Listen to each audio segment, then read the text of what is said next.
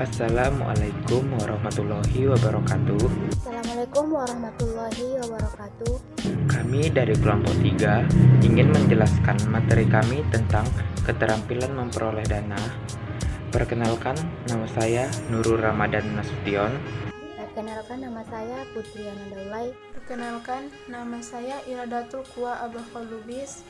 Di sini saya akan menjelaskan pengertian modal usaha. Modal usaha tidak selalu berupa uang, sebagaimana yang dikatakan oleh Bob Sadino. Modal ada yang bisa dilihat, dirasakan, dan dipegang, atau disebut modal tangible. Ada modal yang tidak bisa dilihat, dirasakan, dan dipegang, seperti modal keberanian, kemauan, dan tekad. Modal usaha adalah segala sesuatu yang pertama kali digunakan untuk membiayai pendirian perusahaan atau prainvestasi. Contoh biaya awal yang harus dikeluarkan adalah biaya survei lapangan dan biaya yang lain-lain. Setelah biaya prainvestasi dikeluarkan, selanjutnya adalah biaya untuk mengoperasikan perusahaan atau sebagai tempat atau alat melakukan kegiatan. Contohnya seperti pembelian tanah, pembiayaan pembangunan, dan lain-lainnya. B. Sumber-sumber pendanaan usaha. Yang pertama, dana pribadi, berasal dari tabungan pribadi atau deposito, menjual barang-barang berharga, dan sebagainya. Yang kedua, dana sistem gadai, dapat diperoleh dengan menggadaikan barang maupun surat berharga ke lembaga formal maupun non-formal, misalnya rumah gadai. 3. Pinjaman kepada lembaga non-formal, dana didapatkan dari pinjaman arisan keluarga atau kelompok pertemanan ataupun meminjam dari rentenir. 4. Bermitra atau berpartner, mendapatkan pendanaan dengan mengundang investor untuk memasuki usaha atau pendanaan dari lembaga pengembangan kemitraan. Yang kelima, hibah, mendapatkan dana dari perusahaan atau lembaga yang mempunyai program pengembangan kewirausahaan. 6. Pinjaman ke lembaga non-bank.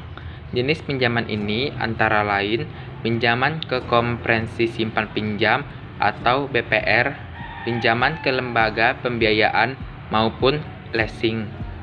7. Pinjaman ke bank, dana didapatkan dengan meminjam uang langsung ke bank. 8. Pasar modal, menerbitkan surat hilang dan ditawarkan ke publik melalui pasar modal. C. Sumber-sumber dana perusahaan.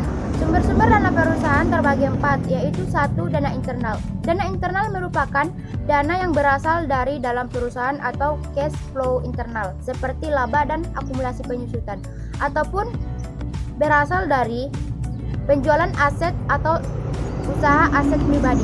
2. Dana investor. Dana investor merupakan sumber dana dari pihak eksternal yang tertarik berinvestasi pada bisnis atau usaha yang sedang dijalankan, seperti pinjaman perusahaan, investasi langsung, kerjasama investasi, ataupun pembelian saham. 3. Dana supplier. Dana supplier merupakan sumber dana yang tidak secara langsung terlihat sebagai fisik uang, namun sumber dana dari supplier berupa fasilitas tempo pembayaran yang lebih panjang. Sumber dana supplier biasanya terjadi jika sudah terdapat kepercayaan yang besar pada konsumennya. 4. Dana lembaga keuangan. Lembaga keuangan yang dimaksud yaitu berupa bank ataupun lembaga-lembaga pembiayaan lainnya. Dalam kriteria risiko, maka keempat sumber pendanaan ini dapat dikelompokkan menjadi 1. Low risk atau dana internal, low medium risk atau dana supplier, medium atau dana lembaga keuangan, medium high risk atau dana investor seperti saham dan investasi. Dana internal memiliki konsekuensi atau risk rendah karena pengeluaran dana tidak memiliki dampak kewajiban baru, baik dari sisi pengelolaan keuangan maupun manajemen. Dana supplier dapat menjadi medium risk bila mana supplier menerapkan bunga progresif. Terdapat tempo yang kita peroleh. Risks ini akan terdampak pada beban biaya usaha yang semakin besar.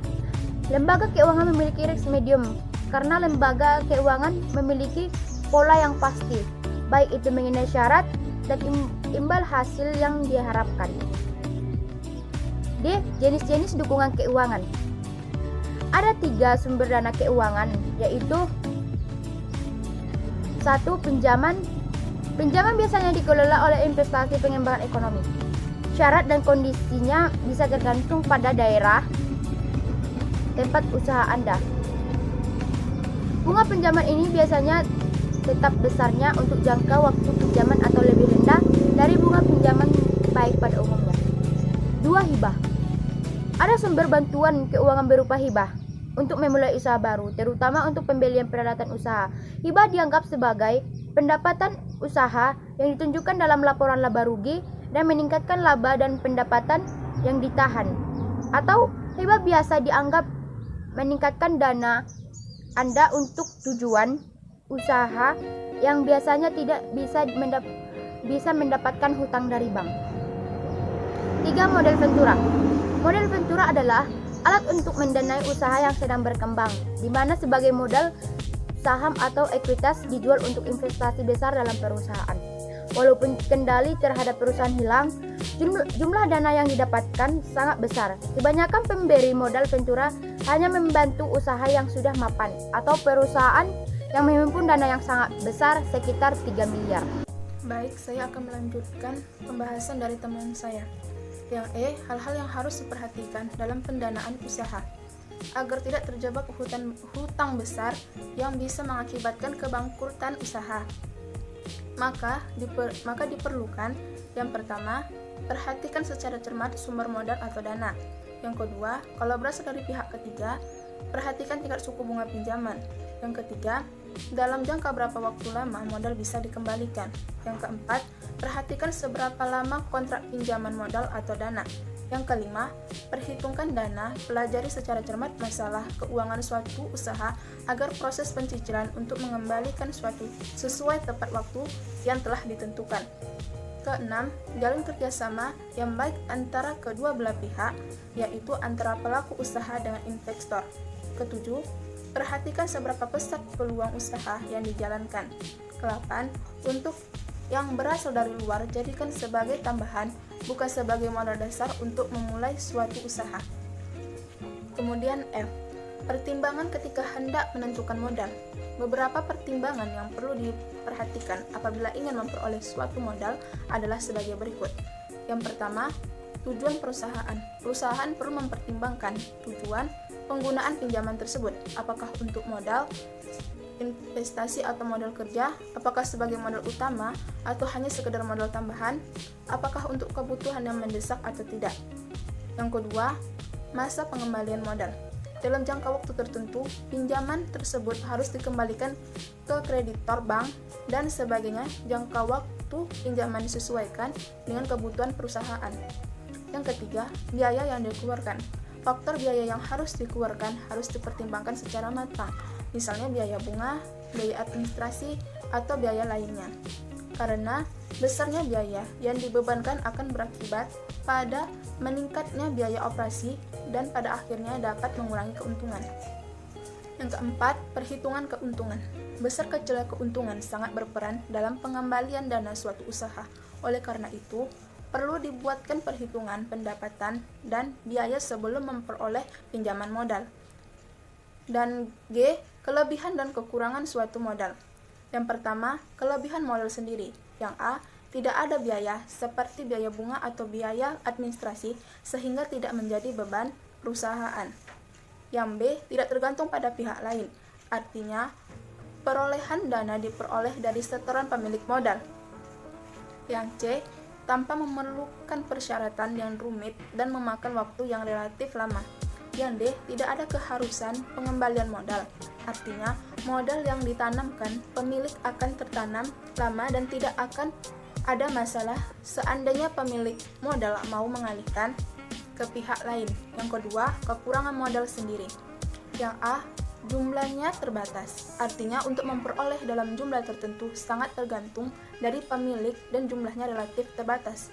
Yang B, perolehan dari modal sendiri dalam jumlah tertentu dari calon pemilik baru atau calon pemegang saham baru. Relatif lebih sulit karena mereka akan mempertimbangkan kinerja dan prospek usahanya. Yang C, kurang motivasi. Artinya, memiliki usaha yang menggunakan modal sendiri, motivasi usahanya lebih rendah dibandingkan dengan menggunakan modal asing. Yang ketiga, kelebihan modal pinjaman. Yang A, jumlahnya tidak terbatas. Artinya perusahaan dapat mengajukan modal pinjaman ke berbagai sumber. Selama dana yang diajukan perusahaan layak, perolehan dana tidak terlalu sulit, banyak pihak perusahaan menawarkan dananya ke perusahaan yang dinilai memiliki prospek cerah. B, motivasi usaha tinggi. Hal ini merupakan kebalikan dari menggunakan modal sendiri. Jika menggunakan modal asing, motivasi pemilik untuk memajukan usaha tinggi. Ini disebabkan adanya beban bagi perusahaan untuk mengembalikan pinjaman. Selain itu, perusahaan juga berusaha menjaga image dan kepercayaan perusahaan yang memberi pinjaman agar tidak tercemar. 4. Kekurangan modal pinjaman. Yang A, dikenakan berbagai biaya seperti bunga dan biaya administrasi. Pinjaman yang diperoleh dari lembaga lain sudah pasti berbagai kewajiban untuk membayar jasa, seperti bunga, biaya administrasi, materai, dan asuransi. Yang B, harus dikembalikan modal asing, wajib dikembalikan dalam jangka waktu yang sudah disepakati. Hal ini bagi perusahaan yang sedang mengalami likuiditas merupakan beban yang harus ditanggung.